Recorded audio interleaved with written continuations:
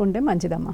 అలాగే 44 రోజులు కదా మ్యామ్, అంటే స్త్రీలు వెళ్ళడానికి ఏమైనా ప్రత్యేకత స్త్రీలకి ప్రత్యేకమైన నియమం అంటే కనుక వీళ్ళు పీరియడ్స్లో ఉన్నప్పుడు వెళ్ళకపోతే మంచిది.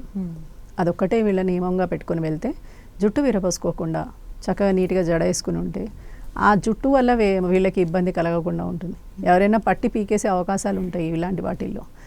ఎందుకంటే వాళ్ళు మునుగుతున్నప్పుడు ఎవరు ఏది బ్యాలెన్స్ తప్పింది అనుకోండి, ఏది పట్టుకుని లాగుతారో తెలియదు. అది మన జుట్టే అయితే మనం చాలా అవస్థపడాల్సి వస్తుంది. అందుకని జడ కట్టుకుని దగ్గరగా కట్టుకుని వెళ్ళడము. మీరు వేసే దుస్తులు వేరే వాళ్ళని ఆకర్షించే విధంగా లేకుండా ఉంటే చాలు. ఎందుకు అని అంటే కనుక ఇలాంటి వాటిల్లో వెళ్ళినప్పుడు వేసే దుస్తులు కూడా చాలా ఇంపార్టెంట్ అవుతాయి. ఎవరు మనకి తెలిసిన వాళ్ళు ఉండరు, రకరకాల మనుషులు రకరకాల స్థానాల నుంచి వస్తారు. ఏకంగా 123 దేశాల నుంచి జనాలు వస్తున్నారు అని అంటున్నారు.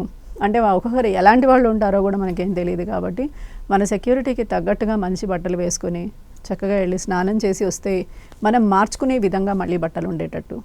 అంటే అక్కడ ఓపెన్గా ప్లేసెస్లో మార్చుకోవాల్సి వస్తే కనుక అలాంటప్పుడు కూడా మనకి ఈజీగా మార్చుకునేటట్టు బట్టలు తీసుకెళ్ళడం. స్త్రీలు కనుక ఎక్కువ ఆభరణాలు ధరించకపోతే చాలా మంచిది.